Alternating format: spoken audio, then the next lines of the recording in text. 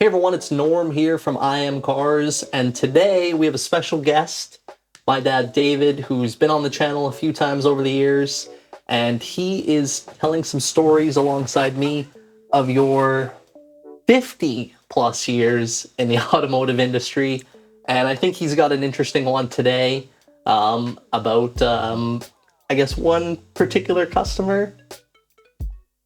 Yes. And this, ahead. I think basically Norman has asked me to pull up stories from all those years. And yes, there would be hundreds of them. But in short notice, for me to pull up, stories that are worthy of Norman's channel, it takes up, I have to dig around a bit. However, thinking about when I came to Canada, and I was in the auto industry and started the industry in Manchester, England. I worked for a company by the name of Henley's, and after a couple of 3 years, I emigrated to Edmonton, which is Alberta, Canada, of course. And the industry, or the car sales business in Canada, it's a lot different than it is in the United Kingdom. So I had to learn new ways.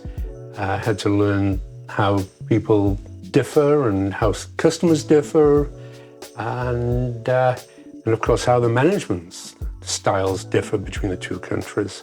I worked for Waterloo Mercury Lincoln, and they were in Jasper Avenue at the time, a well-established dealership of multiple years.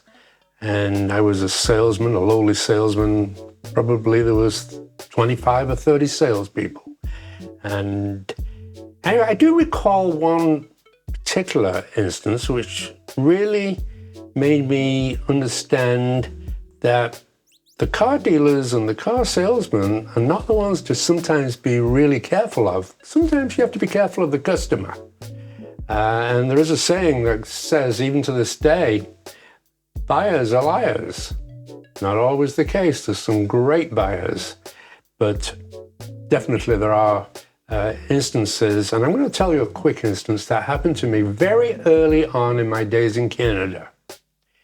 And I was selling a new Mercury Comet, four-door sedan, to a gentleman who was one of the editors of the Edmonton Journal. I do not recall his name. If I did, I won't tell you anyway. However,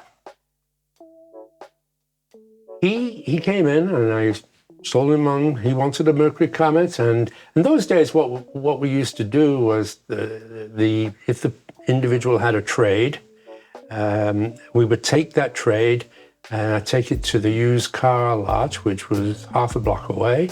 And I would have the used car manager appraise the trade, and he would give me a slip of paper and with the number and details of the vehicle, and I would return that to the new car manager so that when I did a deal, all the numbers could be put together. The used car manager's name was Wally Golanowski.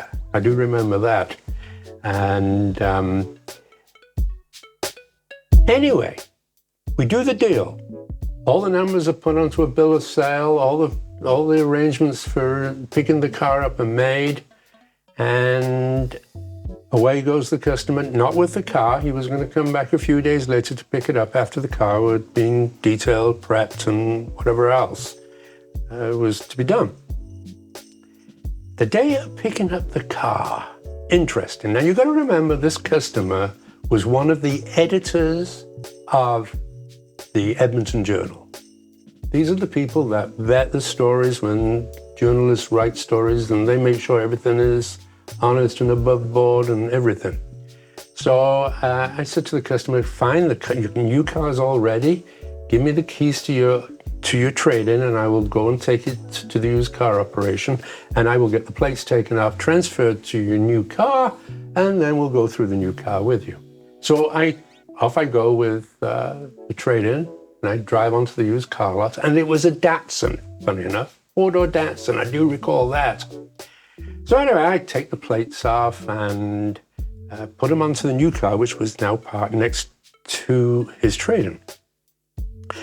used car manager comes down. He's shouting at me, and Mr. Golinowski says, "David, those tires are not the same tires that were on the car." Oh, I said, "Why? I don't know." He said, "Look, tires, brand new. I put it on the sled. Those, bald." So I said, "Well, how do I handle this, Mr. Golinowski?" He said, "Well, you better go and get your sales manager involved, and you better tell the customer, no deal with those bald tires." So obviously they left me to go and talk to the editor, one of the editors of the Edmonton Journal.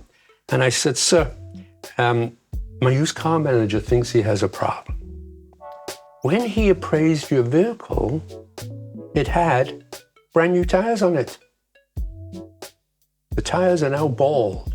It's only a couple of days ago." Well, he sheepishly admitted to the fact that he took the tires off and replaced them with an old set he had. And the bottom line is to this whole thing is, I mean, we still did the deal. We got the new tires, and but it just shows you that sometimes it's not the salesperson or the dealership that has to be watched carefully. It's sometimes the customer. Buyers can be liars.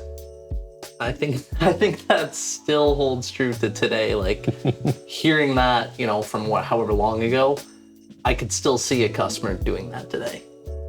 Yeah, my car's got new tires, and they come in bald 2 days later, or any different circumstances that would not surprise me. And I know even here over the last few years, we've seen cases of people just making frivolous claims about cars they bought or traded in or whatever. I think it's very accurate that dealers are not necessarily the bad guy. It's customers in a lot of cases. Do you have any other final thoughts on that? Well, certainly no more thoughts on that particular one.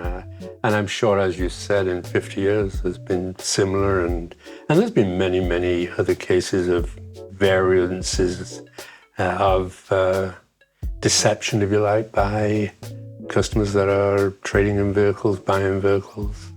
I can't pull them up for now, but maybe the next video, next time I'll have a couple more instances remembered for you. So, hope you guys enjoyed that little story. If you did, give this video a thumbs up. Make sure you subscribe to our channel. Check out some of our other videos that you see up here right now. I think you'll really enjoy them.